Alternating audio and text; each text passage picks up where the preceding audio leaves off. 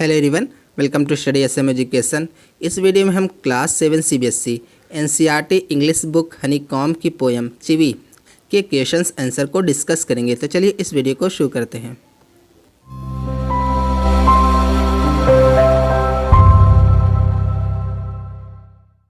जैसे इस पोएम का फर्स्ट क्वेश्चन है, discuss these questions in small groups before you answer them. मतलब आपको क्या करना है, एक छोटा सा ग्रुप बनाना है, अपने फ्रेंड सर्कल का एक छोटा सा ग्रुप बनाना है और उसमें इन क्वेश्चंस को पहले डिस्कस करना है, फिर इसका आंसर आपको लिखना है। तो चलिए हम सबसे पहले अपने फर्स्ट क्वेश्चन को देखते हैं। When is grown up likely to say this. मतलब जो ग्रोन अप है जो बड़े लोग हैं वो हमसे इस तरह कब कहते हैं। Don't talk with your mouth full. मतलब अपने माउथ को फुल करके बात मत करो। कहने का मतलब ये है कि अपने मुंह में कुछ खाते हुए बात मत करो। तो इस तरह से ग्रोन अप हमसे कब कहते हैं। तो चलिए इसका आंसर देखते हैं क्या हो जाएगा। A grown up is likely to say this when children start talking in between the meal with food in their mouth. मतलब ग्रोन अप इस तरह की बात तब कहते हैं जब बच्चे क्या करते हैं, अपने माउथ में फूड को भरकर जो खाना होता है उसे भरकर खाने के दौरान, खाने के बीच में ही बातें करने लगते हैं। तो तब ये ग्रोन अप होते हैं, जो बड़े लोग होते हैं हमसे इस तरह की बात कहते हैं। उसके बाद हमारा सेकंड क्वेश्चन है, when are you likely to be told this say thank you. मतलब आपको थैंक यू कहने के लिए कब कहा जाता है। तो चलिए इसका आंसर देखते हैं। We are likely to be told to say thank you when someone help us or given us something.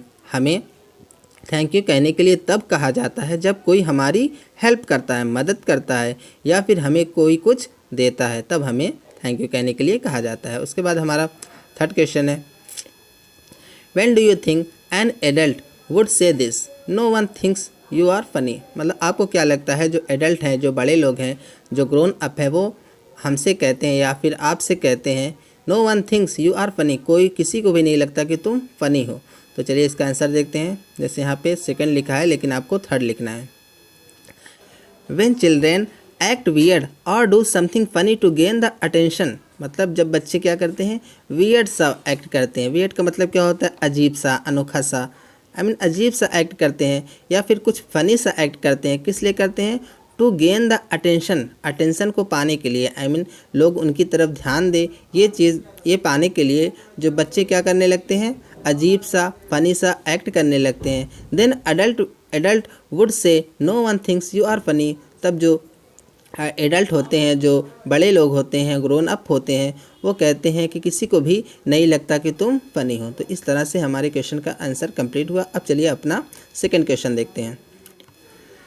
The last two lines of the poem are not prohibitions or instruction. मतलब जो poem की आखिरी दो lines हैं वो prohibition नहीं है। Prohibition का मतलब क्या होता है, जब कोई चीज़ जो मना की जाती है उसको मतलब क्या बोलते हैं, प्रोहिबिशन बोलते हैं।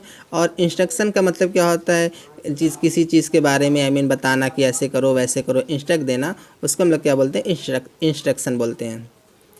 तो जो पोएम की लास्ट टू लाइन्स हैं वो किसी प्रोहिबिशंस या फिर इंस्ट्रक्शन को नहीं बताती हैं। What is the adult now asking the child to do. अब जो एडल्ट हैं, जो बड़े लोग हैं, ग्रोन अप है, वो बच्चे से क्या करने के लिए कह रहे हैं। Do you think the poet is suggesting that this is unreasonable. क्या आपको लगता है कि जो पोएट है वो हमें सजेस्ट कर रहे हैं कि यह अनरीजनेबल है। अनरीजनेबल का मतलब क्या होता है, कोई चीज़ बगैर बिना कारण के, या फिर कह सकते हैं बिला वजह है, सिर्फ हमें ऐसे ही हमसे कहा जा रहा है, उसका कोई रीज़न नहीं है। तो क्या आपको लगता है कि जो पोएट हमें ये सजेस्ट कर रहे हैं कि वो अनरीजनेबल है। अगर ऐसा है तो वाई, क्यों। तो चलिए इसका आंसर देखते हैं। In the last two lines, आखिर की दो लाइन्स में, adult is now asking the child to make up their own mind. मतलब जो एडल्ट हैं वो अब बच्चे से क्या कह रहे हैं, अपना खुद का माइंड चलाने के लिए, अपना खुद का माइंड इस्तेमाल करने के लिए कह रहे हैं। And take decision by themself, और ख़ुद से डिसीज़न लेने के लिए कह रहे हैं। टू बी इंडिपेंडेंट, और किस लिए कह रहे हैं, इंडिपेंडेंट होने के लिए कह रहे हैं। इंडिपेंडेंट का मतलब क्या होता है, आत्मनिर्भर होने के लिए कह रहे हैं। विच इज़ अनरीजनेबल, जो कि क्या है, अनरीजनेबल है, जो कि क्या है, बगैर किसी कारण के है। Because earlier adults were not allowing the child to take any decision by themself. मतलब क्योंकि शुरू में तो जो एडल्ट हैं उन्होंने बच्चे को किसी डिसीज़न को लेने से लिए क्या किया है, अलाउ नहीं किया है, उन्होंने मना किया है। And they were always taking decision for the child, और हमेशा ही जो ग्रोन अप हैं, जो एडल्ट हैं, वही बच्चे के लिए डिसीज़न ले रहे हैं। They are asking them to take their own decision which is surely unreasonable, मतलब वे उन्हें किन्हें, जो बच्चे हैं उन्हें, तो जो एडल्ट्स हैं वो बच्चों को अपना खुद का डिसीज़न लेने के लिए कह रहे हैं। विच इज़ श्योरली अनरीजनेबल, जो पूरी तरीके से क्या है, अनरीजनेबल है, बगैर किसी मतलब का है।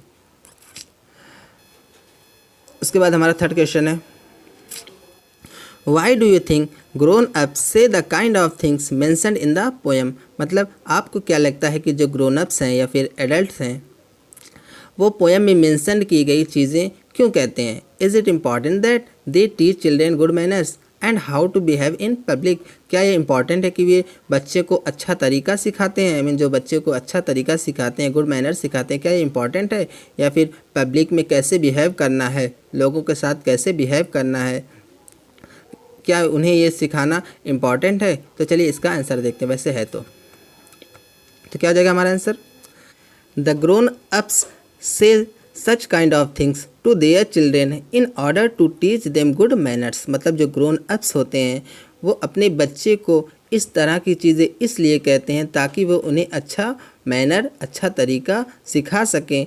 दे want their children to be a responsible citizen, वे चाहते हैं कि उनके जो बच्चे हैं वो एक रिस्पॉन्सिबल सिटीज़न बने। सिटीज़न का मतलब क्या होता है, नागरिक, जो देश के रहने वाले होते हैं उनको हम लोग क्या बोलते हैं, सिटीज़न बोलते हैं। And behave good in public, और वो चाहते हैं कि वो जो उनके बच्चे हैं वो पब्लिक में अच्छा बिहेव करें। Yes, it is important to teach the children all these things so that they learn good manners and how to behave in the society, at home and with their elders and youngsters, मतलब हाँ ये चीज़ें जो हैं जो ऊपर बताई गई हैं, अच्छे काम, अच्छे मैनर्स, वो सिखाना बच्चों को बहुत ज़रूरी है, क्योंकि ताकि वो जो बच्चे हैं वो अच्छे मैनर्स सीख सकें और वो सोसाइटी में, घर पर, अपने बड़ों के साथ और अपने छोटों के साथ, यंगस्टर का मतलब क्या होता है, छोटे, मतलब उनसे जो छोटे लोग हैं उनके साथ किस तरह का बिहेव करना है, कैसा व्यवहार करना है, ये सब चीज़ें ताकि जो बच्चे हैं उनके सीख सकें। Our elders are our teachers, हमारे जो बड़े हैं, हमारे जो एल्डर्स हैं वो हमारे टीचर्स हैं। And we can learn a lot from their experience, और हम उनके एक्सपीरियंस से बहुत कुछ सीख सकते हैं। तो इस तरह से हमारा क्वेश्चन का आंसर होगा। चलिए अब हम अपना फोर्थ क्वेश्चन देखते हैं। If you had to make some rules for grown ups to follow, मतलब मान लीजिए आपको ग्रोन अप्स के लिए कुछ रूल्स बनाना पड़े और आप चाहें कि ग्रोन अप उसे फॉलो करें, व्हाट वुड यू से, तो आप क्या कहते हैं, इसके बारे में आप क्या कहते हैं। Make at least 5 such rules, आपको क्या करना है, इस तरह के कम से कम 5 रूल्स को बनाना है। Arrange the lines as in a poem, और उन लाइन्स को पोएम के रूप में अरेंज करना है। तो चलिए इसका आंसर देखते हैं। तो हमारा आंसर क्या हो जाएगा, I would make rules like, मैं इस तरह के रूल्स बनाऊंगा। डोंट एब्यूज़ एनीवन, मतलब किसी को गाली मत दो। रिस्पेक्ट द एल्डर्स, अपने बड़ों की रिस्पेक्ट करो। एंड यंगस्टर्स आल्सो, और इसके साथ साथ छोटों की भी। Time will be allowed for playing, खेलने के लिए टाइम होना चाहिए, खेलने के लिए अलग सा टाइम बनाना चाहिए। कीप द नेबर क्लीन, पड़ोस को साफ रखो। डोंट स्मोक और स्पिट, स्मोक मत करो या फिर स्पिट मत करो। स्पिट का मतलब क्या होता है, जो कुछ खाकर, जैसे गुटखा, पान, ये सब खाकर लोग थूक देते हैं, उसको हम लोग क्या बोलते हैं, स्पिट बोलते हैं। तो स्मोक मत करो और स्पिट भी मत करो। Allow time for watching TV, और टीवी देखने के लिए टाइम को अलाउ करो। नो फिज़िकल पनिशमेंट्स, और कोई फिज़िकल पनिशमेंट नहीं होने चाहिए। जो लोग मारते हैं, जो ग्रोन अप्स या फिर स्टिक से, इस तरह से, तो फिज़िकल पनिशमेंट नहीं होने चाहिए। सो बच्चों, इस तरह से इस पोएम के जितने भी क्वेश्चंस थे वो कंप्लीट हुए। होप आपको इन क्वेश्चंस के आंसर अच्छी तरीके से समझ में आए होंगे। फिर भी आपको कोई डाउट है, कोई प्रॉब्लम है, तो आप मुझे कमेंट सेक्शन में भी पूछ सकते हैं। If you like this video, please like, subscribe, comment and share with your friend. Thank you for watching this video. Thank you.